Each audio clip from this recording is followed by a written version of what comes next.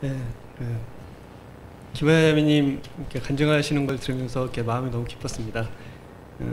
제가 침례받은 지가 31년 됐다는 걸 다시 한번 알게 됐습니다. 왜냐하면 저 김하자매님과 제가 기억하실지 모르겠는데 침례를 같이 받았거든요. 아까 31년 됐다고 하니까 아이고 나도 31년 침례 받은 지가 아이고 꽤 많은 시간이 흘렀구나. 정말 감사한 게 성도님들 다 느끼시겠지만 참 많은 성도들이 형제 자매들이 이렇게 곁에 있었거든요. 근데 지금 돌아보면 물론 이제 같이 하는 형제 자매님들도 많지만 사실 참 우리 주변에 안 보이는 그리고 또 주님 곁을 좀 떠나간 형제 자매들이 많이 있다는 사실이 참 마음이 그런 사실 때문에 마음이 좀 아픈 부분도 있습니다. 바울 형제님께서 디모데 후서에 뭐 대만은 세상을 사랑해서 갔고 뭐 다 갔다. 누가만 나와 함께 있다. 그리고 이런 얘기를 하셨는데 우리의 믿음 생활, 우리의 신앙 생활에서 가장 중요한 것이 무엇일까? 끝까지 함께 할 수 있는 게 참 아름다운 것이 아닌가. 이렇게 30년이 지나서 다른 곳에 있다 할지라도 이렇게 또 만날 수 있고 또 같이 동역하면서 주님 섬길 수 있고 또 우리가 여기서 만나지 못하더라도 이제 주님 나라 가서 볼 텐데 끝까지 같이 갔을 때 얼마나 기쁘겠어요. 그것도 저는 주님의 은혜인 것 같습니다. 김하자매님이 이 자리에서 이렇게 간증해서 또 같이 간증하시면서 함께 교제하고 또 저도 뭐 이 자리에서 또 성도님들과 이렇게 교제할 수 있는 것이 저의 믿음이 좋아서가 아니라 하나님께서 의로우시고 선하시고 은혜로우시기 때문에 우리가 이 자리에서 함께 또 끝까지 주님을 섬길 수 있지 않나. 그리고 바라는 것은 저도 또 여기 우리 선생님 성도님들도 또 청년들도 우리가 주님 만날 때까지 우리의 삶에서 함께 동역하고 함께 보고 비록 우리가 너무 연약해서 자꾸 쓰러지고 또 세상으로 가고 싶을 때도 많겠지만 그러나 우리가 주님 앞에서 이렇게 성도와 함께 끝까지 함께 할 수 있기를 또 우리 서대문 교회가 그런 좋은 교회가 될 수 있기를 기도하는 마음이 있습니다. 자매님 너무 만나서 또 다시 만나서 너무 좋고 또 우리 교회에서 계속 기쁘게 교제를 했으면 좋겠습니다. 오늘은 창세기 16장 1절부터 16절까지 전장을 좀 보도록 하겠습니다. 그래서 이 16장을 통해서 그 하갈을 만나 주신 하나님 또 하갈에게 그 약속을 주신 하나님에 대해서 살펴보겠습니다. 16장 1절부터 16절까지를 이렇게 교독하도록 하겠습니다. 제가 먼저 읽고 성도님들께서 한 절씩 읽어주시면 감사하겠습니다. 아브라함의 아내 사레는 출산하지 못하였고 그에게 한 여종이 있으니 애굽 사람이요 이름은 하갈이라.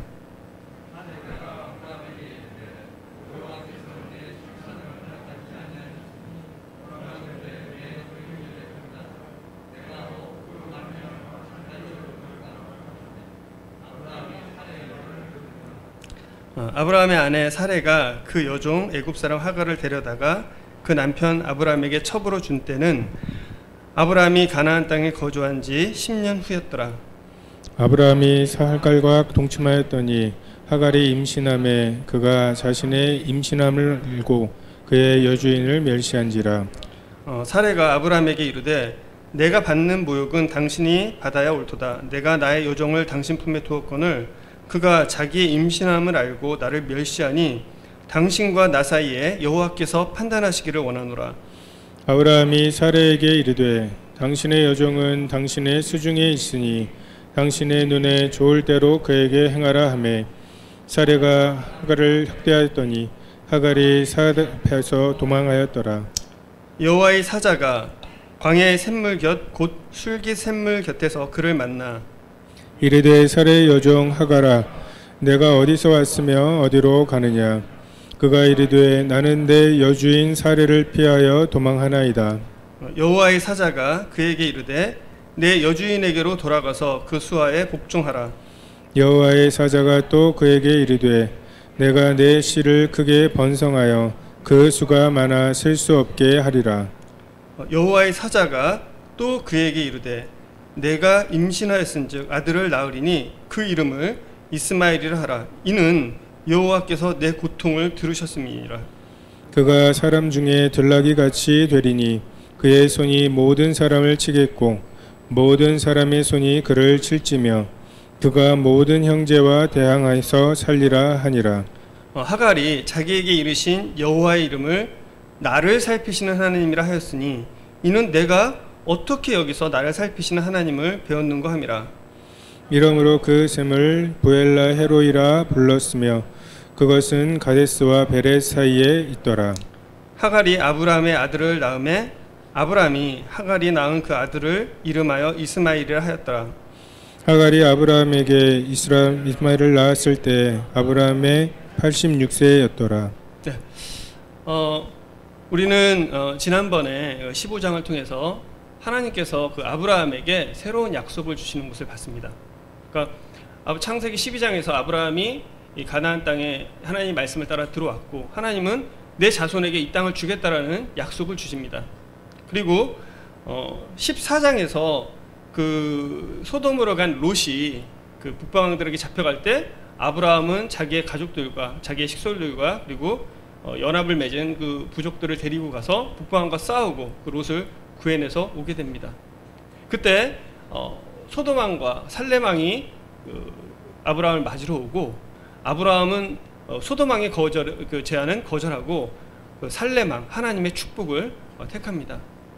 이 이후에 15장에서 하나님께서는 다시 아브라함에게 나타나셔서 아브라함에게 약속을 주십니다. 내가 너로 큰 민족을 하게 하고 이루게 하고 너의 자손이 그러니까 너의 씨가 너의 자손이 될 거다.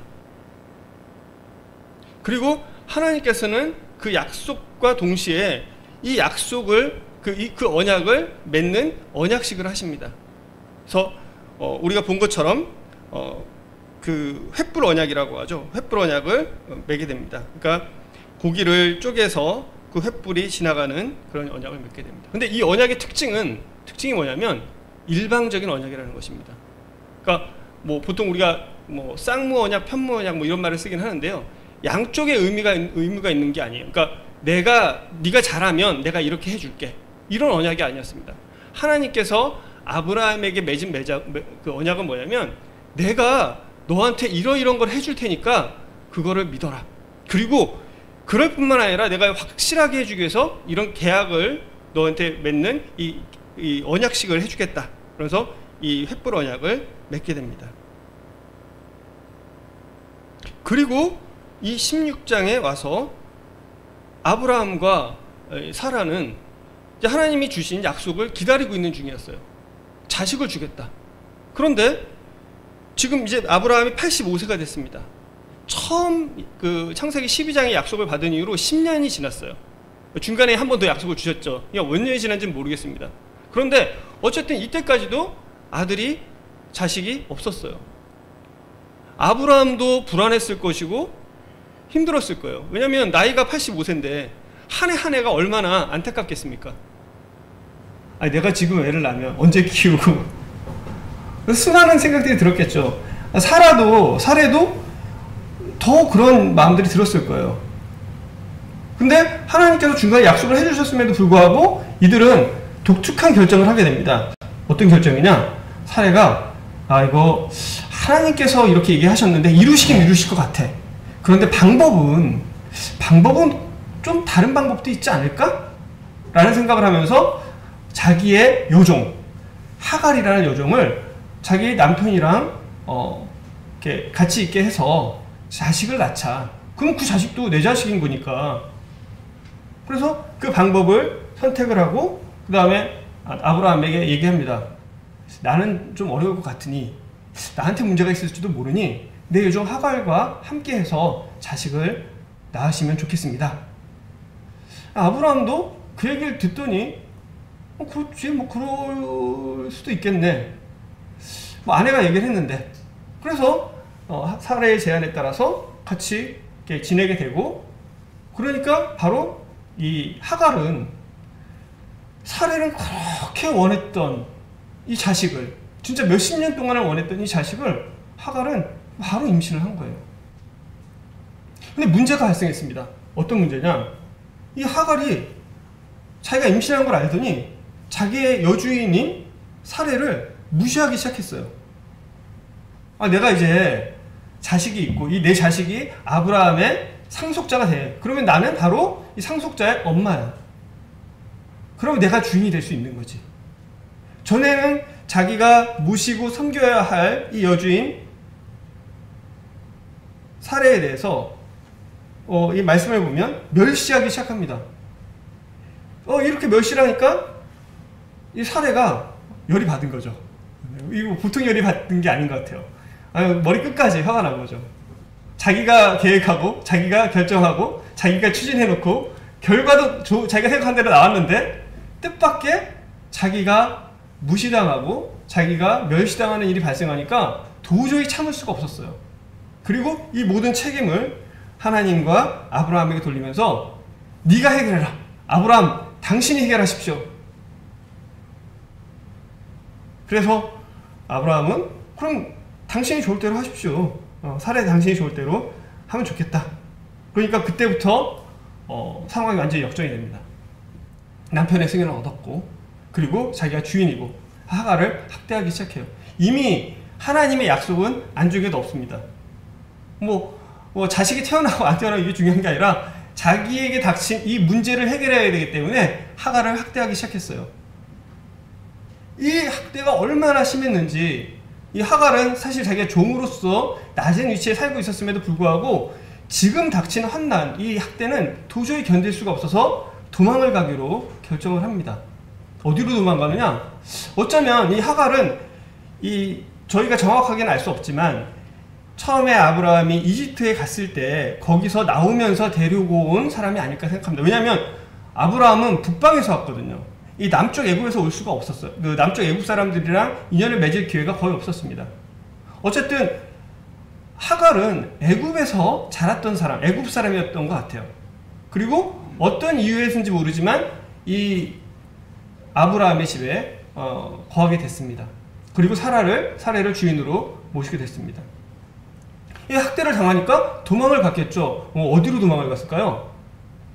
아마 자기가 있는 어딘가로 갔겠죠. 어디냐면 제가 이 말씀을 볼 때는 아마 자기가 원래 있었던 애굽으로 돌아가려고 한 것이 아닌가라는 생각이 듭니다. 그리고 또 문제가 생겼습니다. 전에는 혼자 건강한 몸이었지만 임신을 했어요. 여러분 임신을 하게 되면요 조금만 가도 아마 이미 임신한 시간이 좀 많이 나왔었던 상태 같습니다. 어렵습니다. 어디 가지 못하고 여기 나온 것처럼 7절에 나온 것처럼 광야의 샘물 곁 곧 술 뒤의 샘 곁에서 이렇게 머무르고 있었어요. 이제 도저히 방법이 없고 어쩌면 생명의 위협을 받고 있는, 전에는 자기를 보호해주는 사람도 있었지만 이제는 아무도 보호해줄 사람도 없고 강도를 당할지 아니면 음식이 없어서 아니면 물이 없어서 어떻게 될지 모르는 이런 상황에서 하나 여호와의 사자가 이 하갈에게 나타납니다. 그리고 말씀하십니다. 네가 어디서 와서 어디로 가냐? 저는 제 여주인 사례를 피해서 도망합니다. 도망하고 있는 중입니다. 그때 여호와의 사자가 얘기합니다. 다시 네 여주인에게로 돌아가라. 그리고 거기에 복종해라. 하나님께서 내 씨를 크게 번성하게 하실 것이고 그리고 네 자손 후손이 큰 민족을 이루게 하실 것이다. 그리고 그 아들을 낳으면 이름을 이스마엘이라고 해라. 여호와께서 너의 고통을 들으셨다. 이 얘기를 듣고 하갈은 돌아가게 됩니다. 그리고 돌아가고 그리고 이스마엘을 낳게 됩니다.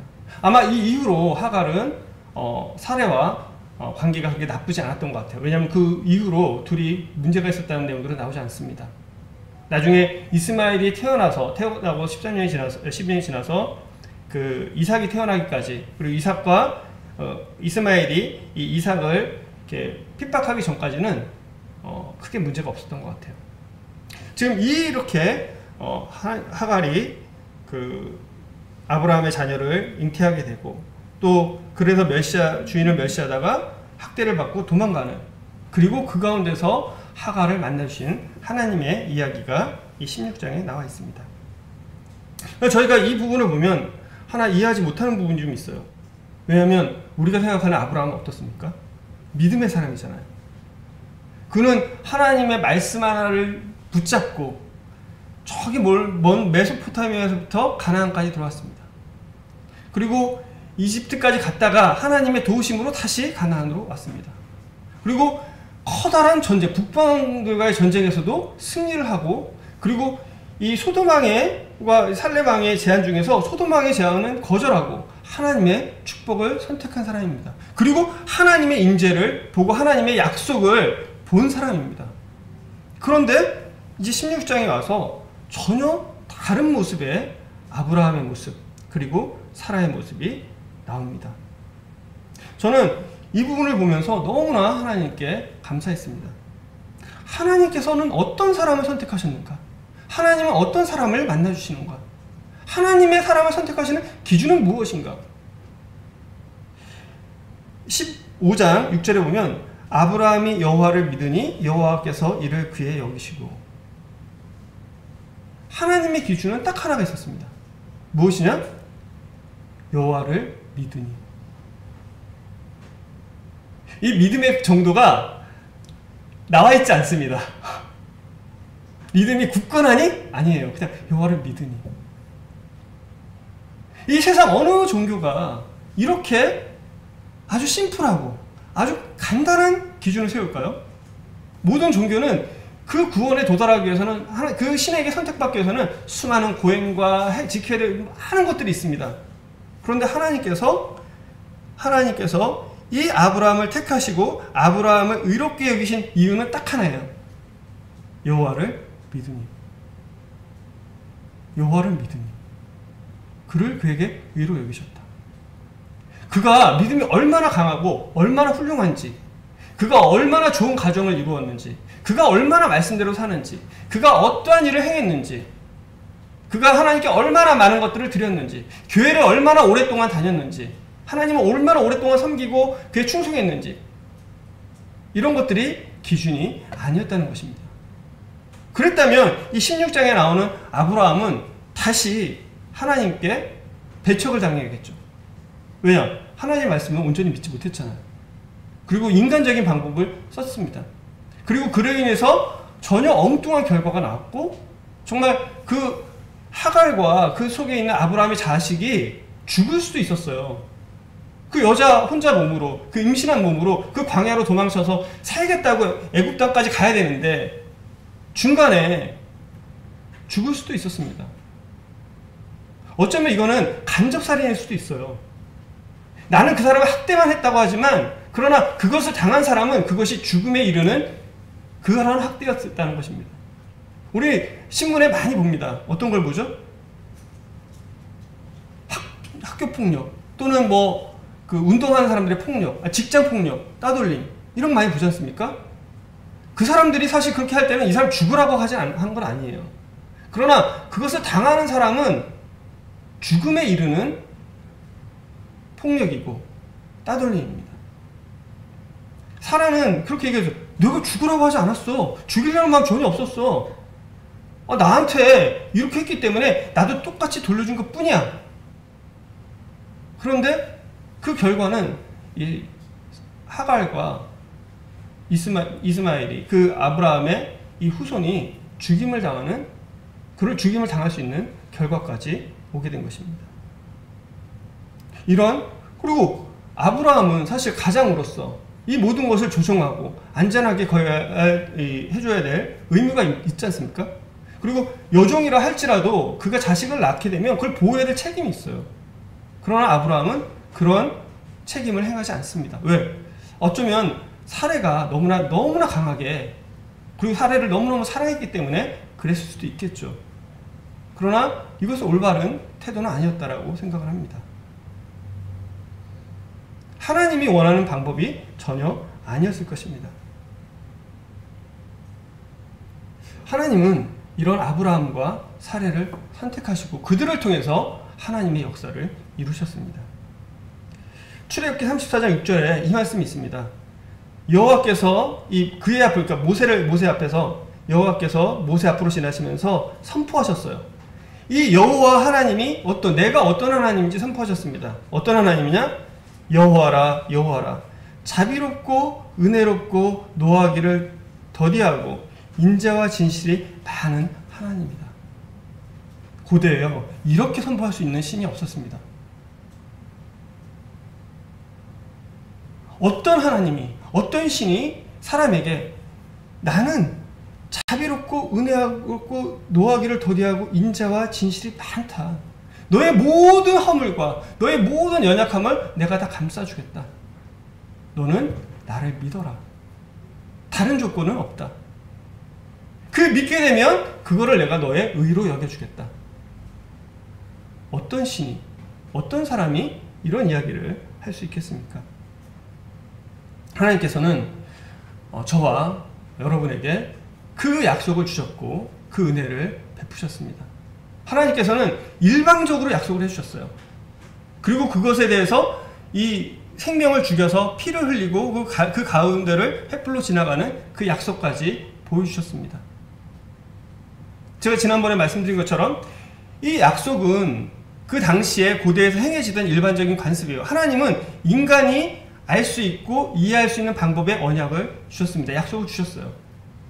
오늘날도 하나님은 우리에게 자신의 약속과 언약을 나타내십니다. 무엇으로요? 우리가 어떻게 하나님을 믿죠? 우리가 어떻게 하나님을 알 수 있습니까? 성경을 통해서. 성경에 나오는 하나님의 말씀을 통해서 우리는 그 하나님을 믿고 만날 수 있고 또 그 하나님의 말씀으로 인해서 오늘 이 자리에 우리가 함께 있고 하나님께 예배하고 하나님의 말씀 앞에 무릎을 꿇는 것입니다. 하나님께서는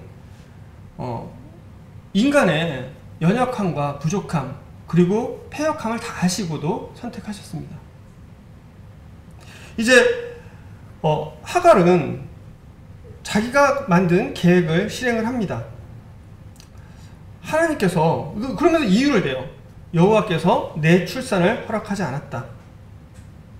2절에 보면 사레가 아브라함에게 이르되 여호와께서 내 출산을 허락하지 아니했습니다.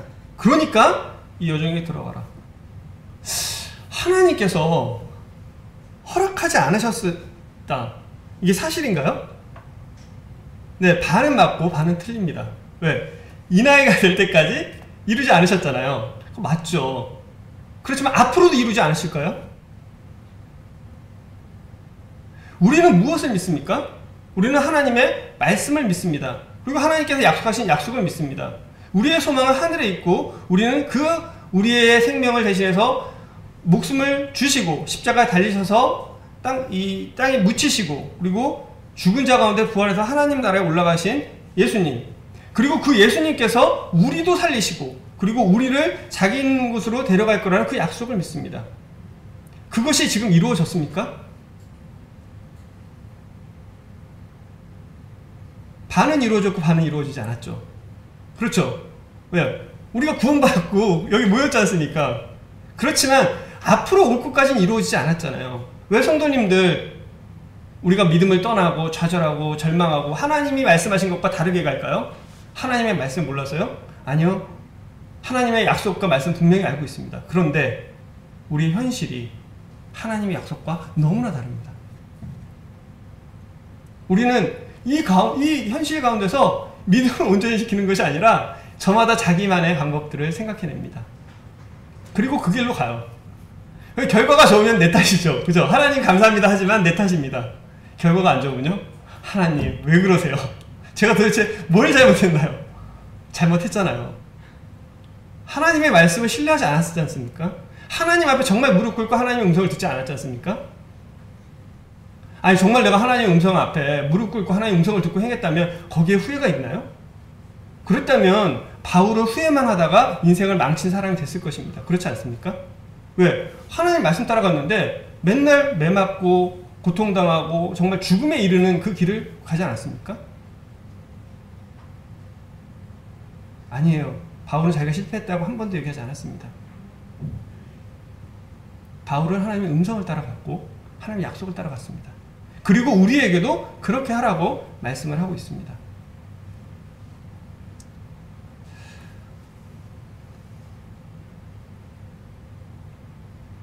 사례는 하나님께서 내 출산을 허락하지 않았다. 그러나 이것은 엄밀하게 말하면 사실이 아닌 것입니다.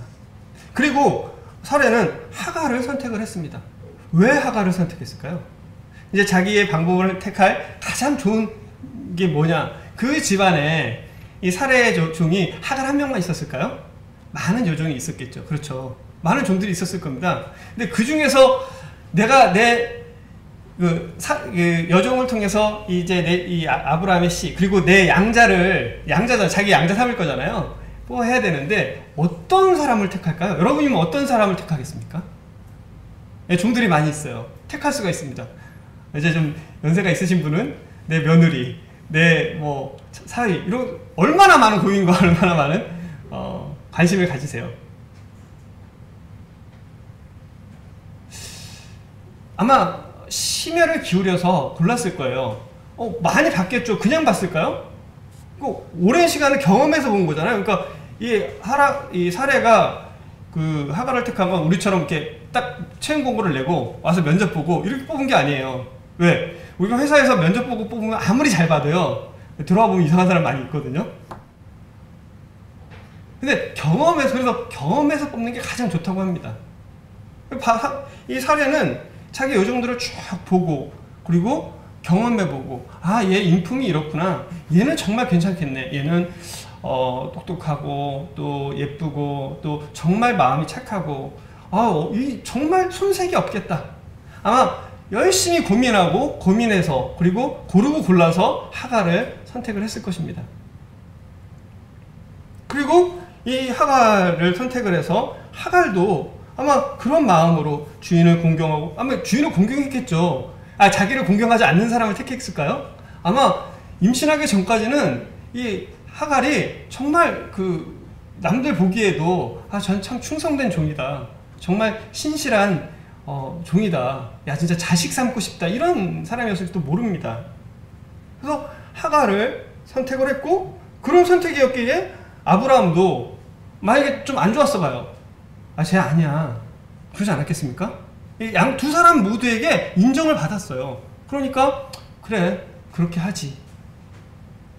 그래서 하갈을 드리게 됐습니다.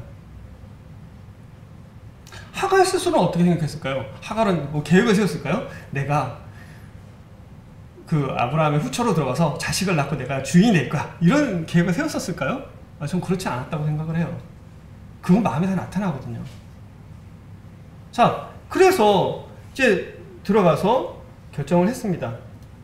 하나님께서 참 은혜로우신 게 뭐냐면, 하나님은 우리의 그런 불의한 계획, 우리의 잘못된 계획, 잘못된 선택들, 이런 것들을 막고 못하게 하시는 하나님이 아니세요. 하나님은 정말 우리를 로봇으로 만들지 않으셨습니다. 하나님은 우리를 정말로 존중해 주세요. 내가 널 구원했으니까 이제 내가 하는 말대로만 따라, 이게 아니고, 하나님께서는 정말 아까 말씀드린 것처럼 은혜롭고 노하기를 더디하시고 자비롭고 인자와 진실이 많으셔서, 그리고 또 하나 또 뭐가 있으시죠? 능력이 있으십니다. 잘못되더라도 내가 고칠 수 있고 내가 데려올 수 있고. 부모님들이 자식에 대해서 마음의 여유를 못 갖는 이유가 뭐죠? 여러분 잘 생각해보면 부모님이 자식에 대해서 허용해주고 이렇게 잘못해도 괜찮은 건, 내가 뒤집어줄 수 있을 때, 내가 커버해줄 수 있을 때는요 괜찮아요. 넘어지면 일으켜주면 되지, 밥 흘리면 내가 주워주면 되지, 그런 가지고 크게 뭐라고 하지 않습니다. 그런데 자신이 해결해줄 수 없는 일이 벌어지는 철저하게 막습니다. 그렇지 않습니까? 횡단보도에서 그냥 혼자 막 뛰어가 보세요. 여기서 화를 안 내실 부모님이 아무리 인자하신 부모님이라도 있겠습니까? 내가 통제할 수 없는 것은, 내가 회복시켜줄 수 없는 것은 건들 수가 없습니다. 근데 하나님께서는 그러실 뿐만 아니라 모든 것들을 온전하게 선을 이루실 수 있는 능력이 있으신 하나님 여호와이신 것입니다. 하나님께서는 그래, 너희가 그런 결정을 했어? 그럼 그렇게 한번 해봐, 허락해 주셨어요. 왜? 잘못되더라도 내가 고쳐줄게. 그리고 드디어 임신을 했습니다. 참 저는 이거를 보면서 참 하나님 정말 독특하시다, 정말 이해할 수 없다. 아까 말씀드린 것처럼 몇십 년 동안 얼마나 사례가 기도하고 간구하고 바랬겠어요. 그래도 안 되던 이 자녀가 하갈에 들어가자마자 바로 생겼어요. 사례 정말 속상했겠죠. 하나님 나만 미워하시나 보다, 하나님 정말 나 안 좋아하시나 보다, 내가 하나님께 뭘 잘못했지? 왜냐면 바로 났으니까 아브라함의 문제는 아니었다는 얘기잖아요. 자신의 문제였다는 얘기잖아요. 얼마나 그 가운데서 속상하고 뭐 그랬겠습니까? 너무 기뻤겠죠. 자식이 태어나는 순간은, 그러니까 임신했다는 얘기를 들었을 때는 아마 전부 다 기뻐했을 것 같아요. 근데 이 소식이 전해지고 나서 반응들이 달라지기 시작합니다. 첫 번째로 이 하갈이 변하기 시작했어요. 어떻게 변했냐? 그 전까지는 정말 충성된 종, 그리고 인정받는 사람, 어쩌면 좋은 성품의 소유자였을지 모릅니다. 그런데 갑자기 사례는 이때부터 주인을 멸시하기 시작합니다. 많은 사람들이 그럽니다. 사람이 변하니? 변하죠. 사랑이 변하니? 사랑도 변하고 사람도 변합니다. 특히 연예인들이 그런 얘기를 되게 많이 한다고 그래요. 뜨면 변한다. 그럼 뜨면 안 변해야 되나요? 뜨면 변하는 게 맞죠. 뜨면 변해야 될 것들이 있습니다. 사람은 자기의 진짜 모습을 몰라요. 자기의 진짜 모습을 여러분 아시나요? 모릅니다. 내 진짜 모습은 언제 알 수 있죠? 내 진짜 모습은요, 다른 사람을 통해서 알 수 있어요. 그리고 내가 어떠한 죄를 지어도 허용이 될 때, 내가 어떠한 죄를 지어도 아무도 모를 때, 그때 알 수 있습니다. 그리고 정말 괴롭고 힘든 상황이 됐을 때 내 모습을 알 수가 있어요. 아무리 좋은 부모라고 할지라도요, 정말 괴로운 상황이 닥치면 자기부터 챙길 수밖에 없는 분들이 있습니다. 자기의 모습이 착하고 좋다라고 하지만, 그러나 정말 그 상황이 가면 나도 똑같다라는 것을 여러분, 정말 내가 죄인이구나, 나도 똑같은 사람이야 라는 것을 느끼기에는, 그거를 빨리 느끼는 사람도 있고 늦게 느끼는 사람도 있겠죠. 근데 자기를 아는 사람은 그것을 발견하게 됩니다. 내가 어떤 사람인지. 왜 우리는 자기의 모습을 보지 못합니까? 자기의 겉모습만 보기 때문에 그래요. 내가 지금 하고 있는 것만 보기 때문에 그렇습니다. 그런데 하나님께서는 뭘 보시냐면, 예레미야 17장에 만물보다 거짓되고 부패한 것은 사람의 마음이라고 하셨어요. 하나님은 사람의 중심을 보신다고 했습니다. 그리고 심장을 살피며 폐부를 시험한다라고 얘기를 하셨어요. 하나님은 우리의 겉모습만 보시는 것이 아니라 하나님은 우리의 중심을 보십니다. 우리 중심에 무엇이 있는지, 무슨 생각을 하는지, 우리의 중심에 있는 생각이 우리의 행위와 행동으로 나오는 것입니다. 여러분, 학교에서 아무리 도덕적인 것을 배우고 아무리 도덕적인 책을 읽는다 하더라도 죄를 짓게 돼요. 음란하고 악하고 시기하고 질투하고 미워하고 이 온갖 이런 것들이, 살인하고 이런 것들이 내 마음속에서부터 일어납니다. 그런데 우리는 그것을 꾹꾹 묶어서 꾹꾹 집어넣습니다. 왜? 그것이 겉으로 드러나면 내가 아주 안 좋은 사람이 되기 때문에. 그런데 하나님은 뭘 본다고요? 중심을 보신다는 거예요. 그것이 행동으로 드러나기 때문에. 그래서 마가복음 7장 20절에 예수님이 그랬어요. 사람의 속에서 나오는 것이 사람을 더럽게 한다. 우리가 먹는 건 들어가서 똥으로 나오지만 사람의 속에서부터 나오는 것이 사람을 더럽게 하는데, 그 안에 뭐가 있느냐? 거짓과 음란과 시기와 질투와 살인이 있다.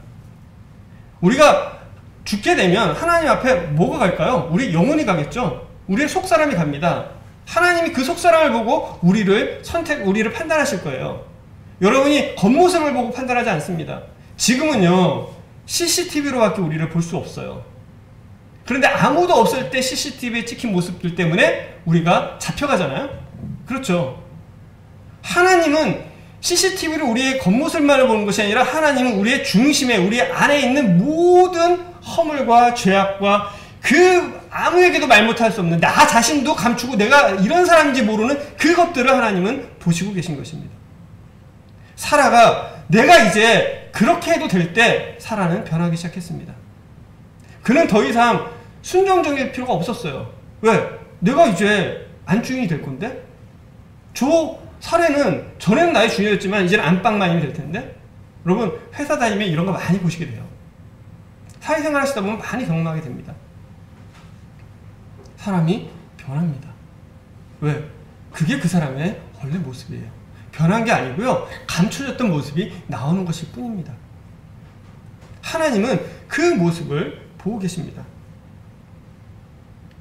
하나님은 하갈을 임신하게 하셨어요. 그리고 하갈은 자기의 본래의 위치를 잊어버렸습니다. 자기의 위치를 잃어버린 하갈. 그는 종이었지만 더 이상 종으로 살지 않기로 결정합니다. 그는 자기가 주인으로 살기로 결정을 해요.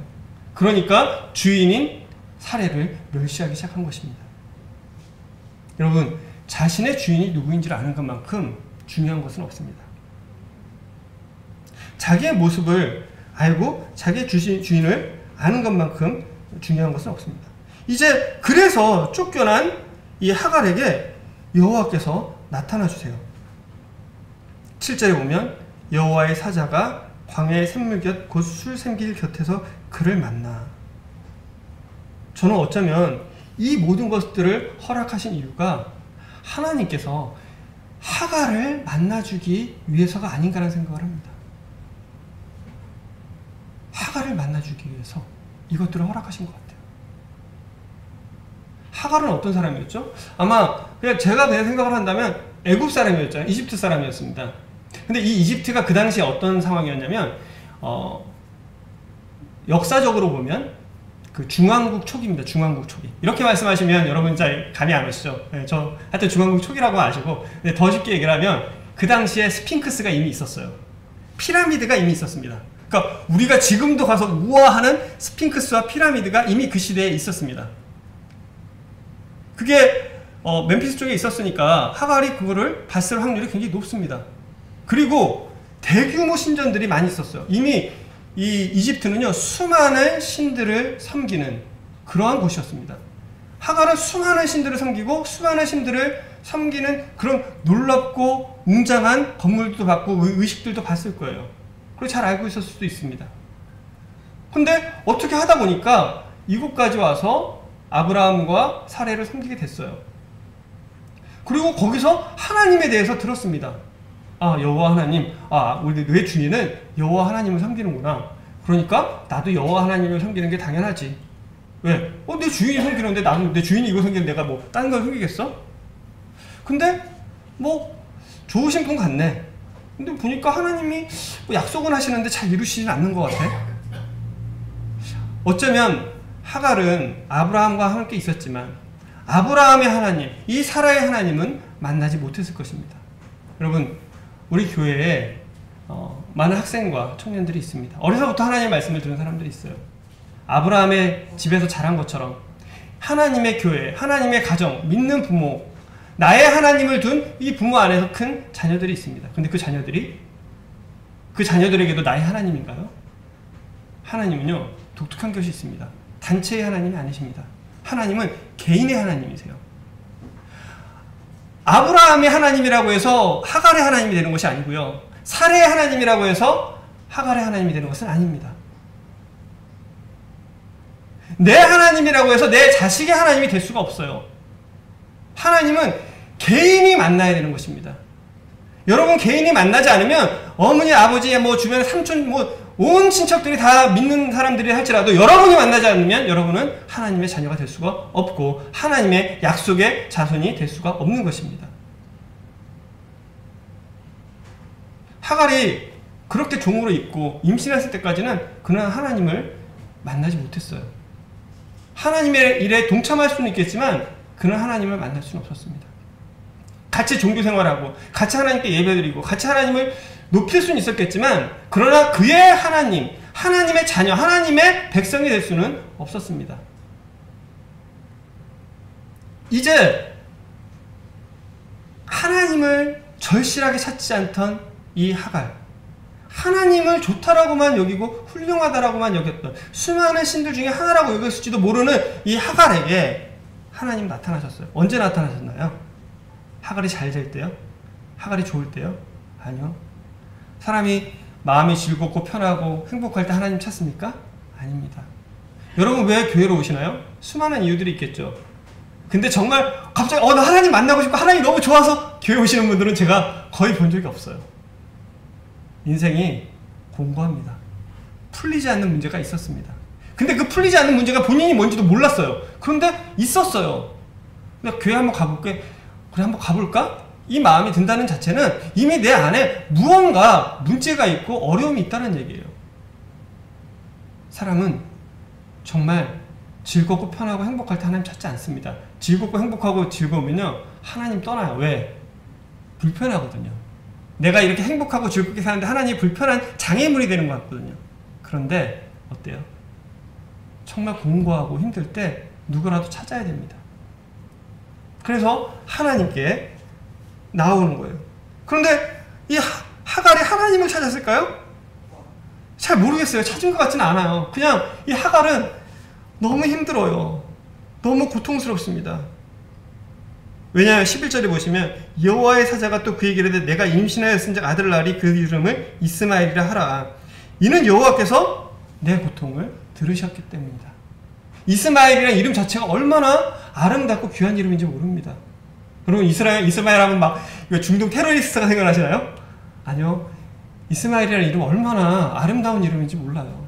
하나님께서 들으십니다. 하나님께서는 지금도 이 중동 사람들 다 들으시고 계실 거예요. 그리고 하나님 약속하셨거든요. 너희 이스마엘의 민족이 크게 살 거고 좀 거칠게 살지 모르지만 모든 형제와 대항해 살 거다. 이 대항해 산다는 말은요. 그러니까 원래 의미로 보면 대면에서 살 거다. 동등하게 살 거다. 자리를 하나 차지해서 살 거다. 하나님께서 너 약속의 자녀가 너 올바르게 태어난 거 아니니까 너는 평생 고통받고 저주받아 이러셨을까요? 하나님은 이 중동에 이슬람 있는 사람들이 하나님 믿기를 바라지 않고 저주받기를 원하실까요? 아니요. 구원받기를 원하세요. 그들도 우리처럼 하나님 앞에서 거듭나고 하나님 앞에서 영원한 행복을 누리고 그렇게 종교생활 열심히 하는 것이 아니라 하나님의 자녀로 거듭나서 영원한 축복을 누리기를 하나님 원하십니다. 하나님 이스마엘에게도 동일하게 원하세요. 여러분이 이스마엘보다 더 나은 사람인가요? 제가 정말 교도소에 있고 범죄 이런 사람보다 더 낫게 보이신가요? 아니면 내 자신이 그런 사람보다 낫다고 생각하십니까? 아니요. 하나님 보실 때는요. 만물보다 거짓되고 부패한 게 사람의 마음이고요. 우리 인생을 구더기 같은 인생이라고 얘기를 하십니다. 내가 깨끗하게 입고 깨끗하게 차려입고 좋은 차 타고 좋은 집에 사니까 내가 더 깨끗하고 멋있어 보이고 젠틀해 보이시나요? 아니요. 여러분들이 정말 절망 가운데 정말 비참한 가운데 있게 되면요. 그때 여러분 모습이 나타납니다. 여러분 하나님은요. 여러분이 내가 누구인지를 알기를 원하세요. 내가 지금 어떤 상태인지를 알기를 원하십니다. 그리고 그 고통 가운데서 누군가를 찾기를 원하세요. 바로 주인이신 하나님을 찾기를 원하십니다. 하나님은 이사야서에서 이렇게 말씀하셨어요. 1장에서 소도 그 임자를 알고 나귀도 주인의 구유를 알건만은 내 백성을 모른다고 했어요. 하나님 안타까우셔서 얘기하신 겁니다. 여러분들의 삶의 주인이 누군가요? 여러분인가요? 그렇다면 여러분은 여러분의 삶의 책임을 지셔야 됩니다. 여러분의 모든 삶의 책임을 여러분이 지셔야 돼요. 왜? 여러분이 주인이시니까. 과연 죽음 이후에 영원까지도 그거를 질 수 있을까요? 아마 이 하갈은 이곳에서 어떤 고통을 토로했을까요? 하갈은 여러 가지 생각이 들었겠죠. 분노가 있었을 겁니다. 아니 내가 자녀까지 해줬는데 어떻게 나를 이렇게 버릴 수가 있어? 아브라함에 대한 원망, 하갈에 대한 원망, 사라에 대한 원망. 그리고 또 뭐가 있었을까요? 자기에 대한 자책이 있겠죠. 내가 왜 그랬을까? 내가 그 집에서 잘 먹고 그냥 진짜 2인자로만 있어도 훌륭한데 내가 왜 내 주인을 멸시했을까? 그 두려움이 있겠죠. 이제 날 어떻게 살지? 나 이제 어떻게 해? 여러분 학생, 청년 다들 진로에 대해서 미래에 대해서 고민하지 않으시나요? 미래에 대해서 고민하는 사람이 많지는 않습니다. 미래에 대해 얼마나 걱정스러워. 내가 지금 죽음의 위기에 있어요. 사망의 두려움이 있습니다. 그 가운데 어쩌면 사례는 수많은 신들을 불렀을지 몰라요. 이집트의 신 라나, 여러 가지 신들, 아니면 그 가운데 내가 어떤 하나님, 정말 여호와 하나님, 아브라함의 하나님이 정말 살아계시고 진짜 하나님이시면 좀 도와주세요. 구해주세요. 자기도 모르게 그 이야기가 그의 입에서 나왔을 것입니다. 하나님은요, 들으셨어요. 이게 얼마나 놀랍고 축복된 이야기인지 모릅니다. 하나님은 들으십니다. 하나님 여러분의 작은 고통 소리도 들으세요. 시편 139편 좀 한번 보도록 할게요. 찾지 않으셔도 됩니다. 제가 읽겠습니다. 여호와여, 주께서 나를 살펴보셨으므로 나를 아십니다. 주께서 내가 안고 일어섬을 아시고 멀리서도 나의 생각을 밝히 아시오며 나의 모든 길과 내가 눕는 것을 살펴보셨사오니 나의 모든 행위를 익히 아시오며 여호와여 내 혀의 말을 알지 못하시는 것이 하나도 없습니다. 하나님은요 아십니다. 근데 아시는데 왜 안 나타나시나요? 가장 필요할 때, 그리고 나를 찾을 때 하나님은 나타나서 보여주십니다. 이제 하나님은 사라에게 나타나셨어요. 그리고 묻습니다. 네가 어디서 와서 어디로 가느냐? 사레의 여종 하가라. 8절에 보시면 사레의 여종 하가라. 하나님은 사레에게 네가 누구인지를 이야기를 해주세요. 너는 사레의 여종이다. 자기를 아는 것이 그렇게 중요합니다. 그것만 알면 아무 문제가 생기지 않아요. 여러분, 여러분을 누가 창조했나요? 여러분들이 뭐 박테리아, 세포 이런 거 하나에 생겨서 여러분이 생겼나요? 무생물에서부터 여러분이 생겼나요? 여러분 영혼을 가지고 있지 않습니까? 여러분 생명을 가지고 있지 않으세요? 여러분 영혼을 상호하는 마음이 있지 않으세요? 왜 아브라함이 그렇게 그 자기의 후손, 그 씨에 대해서 그렇게 열망을 가지고 있을까요? 왜 인간은 후손에 대해서 그렇게 열망을 가지고 있을까요? 왜 왕들은 자기 자식을 왕으로 삼기 위해서 그렇게 노력을 할까요? 왜냐하면 인간에게는 영혼을 상호하는 마음이 있기 때문입니다. 전도서 3장 제가 한번 좀 보도록 하겠습니다. 전도서 3장을 보면요, 찾지 않으셔도 됩니다. 제가 볼게요. 3장 11절에 하나님이 모든 것을 지으시되 때를 따라 아름답게 하셨고 사람들에게 영혼을 상호하는 마음을 주셨다. 여러분을 창조하신 게 누구시라고요? 하나님이세요. 인간을 하나님이 창조하셨습니다. 그러면 창조하셨다면 그 주인이 누구신가요? 창조자가 주인 아니신가요? 그리고 인간을 창조하셨을 뿐만이 아니라 하나님은 영혼을 사모하는 마음을 주셨어요. 하나님을 찾는 마음을 주셨습니다. 신을 섬기는 동물은 없어요. 그런데 신을 안 섬기는 인간은 없습니다. 무신론자라도 할지라도 절망의 순간에서는 하나님을 찾을 수밖에 없는 인간입니다. 왜? 하나님께서 영혼을 사모하는 마음을 주셨기 때문이에요. 여러분에게 영혼을 사모하는 마음이 없다고 생각하세요? 잘 찾아보세요. 있습니다. 하나님이 주셨기 때문입니다. 여러분을 창조하신 하나님이 누구이신지 여러분 정말 겸손히 내가 하나님의 피조물입니다 라는 것을 인정하는 것에서부터 우리는 하나님을 만나고 하나님을 믿을 수 있는 첫 걸음이 시작되는 것입니다. 하나님은 얘기하셨어요. 하갈의 여종, 사레의 여종 하갈아, 내가 어디서부터, 너 도대체 어디서부터 왔니? 너 어디로 가니? 이거 당연한 얘기죠. 저 여주인 사기를 피해서 아브라함에서 도망쳐왔고요. 그리고 저 도망갈 곳을 향해서 갑니다.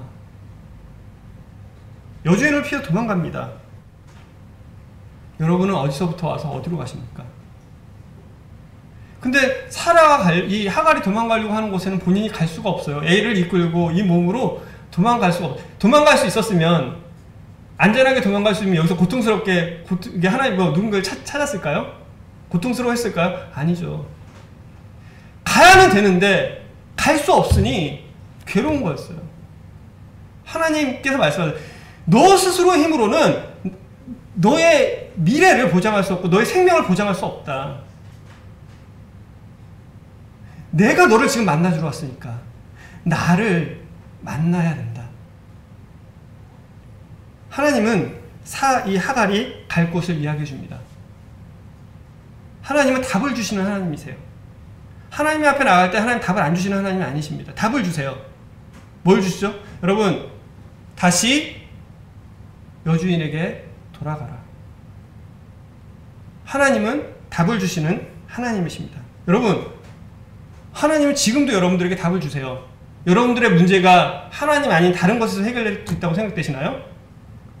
인간의 문제가 인간이 해결할 수 있었다면, 그렇다면 인간의 지금 우리가 살고 있는 세상은 아름다워야 됩니다. 그렇죠. 과학이 발달하고 철학이 발달하고 학문이 발달하고 이성이 발달했는데 세상의 문제는 다 해결되어야 되지 않겠습니까? 그런가요? 여러분, 우리나라만 봐도 점점 혼란스러워지는 것 같지 않으세요? 진짜 문제는요, 죄에 있어요. 인간의 내부에 있습니다. 아무리 좋은 제도도 인간이 악하기 때문에 악하게 가는 거예요.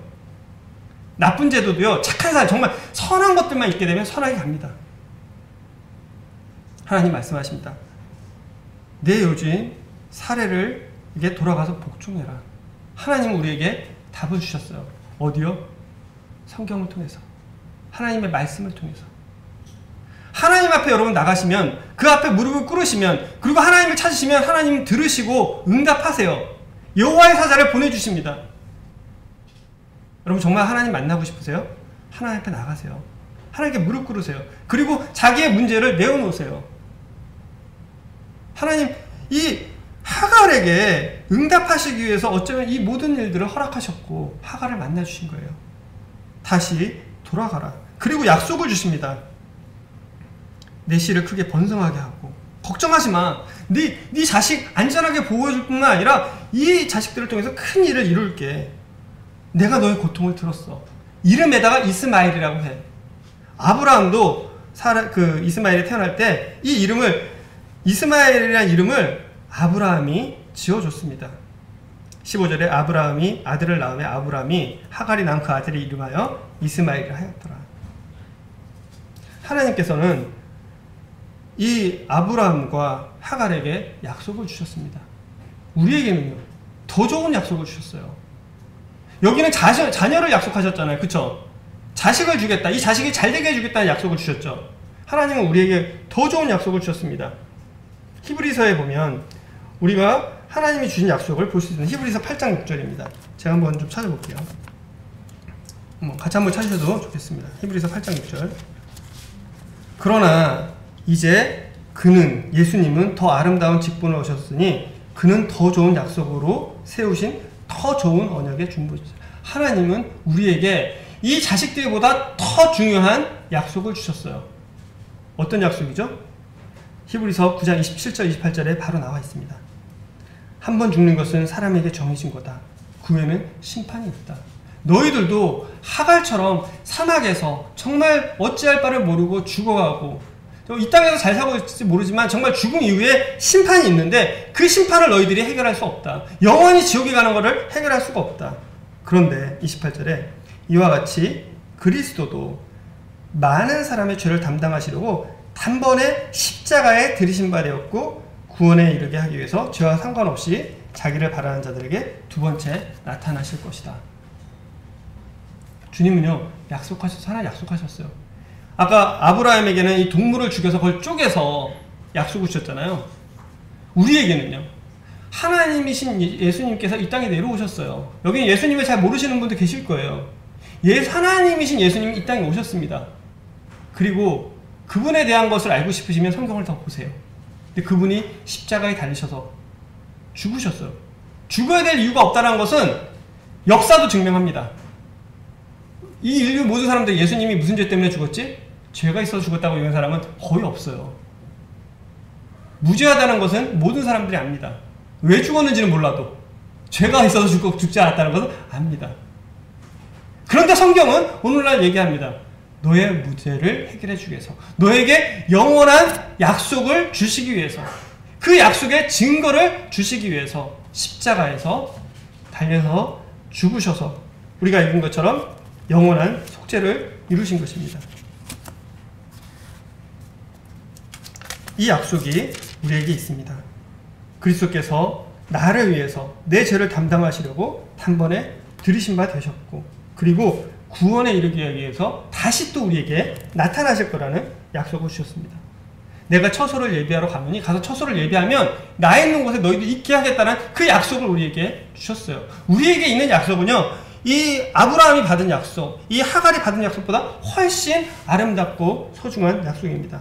이곳에 있는 모든 분들이 이 하갈을 만나주신 하나님, 나를 알고 내가 어떤 자인지 알고 내 죽음 이후의 문제를 알고 나를 창조하신 분이 누구신지를 알고, 그리고 그분을 찾고 그분을 만나길 원합니다. 그리고 그분의 말에 순종하길 원합니다. 마치 하나님의 사자가 하갈에게 돌아가서 내 주인 사레에게 복종하라. 전에는 그것이 사레에게 큰 짐이었어요.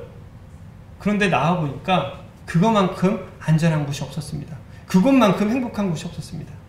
여러분, 하나님께로 돌아가는 것은요, 안전하고 행복하고 여러분들의 영원한 문제를 그 영혼을 사모하는 거를 충분히 충족시켜 줄 수 있는 하나님의 은혜와 축복인 것입니다. 그런 하나님을 여러분들이 만나시기를, 그 하나님 앞에 무릎 꿇고 순종하시기를 바랍니다. 기도하고 마치겠습니다. 하나님, 오늘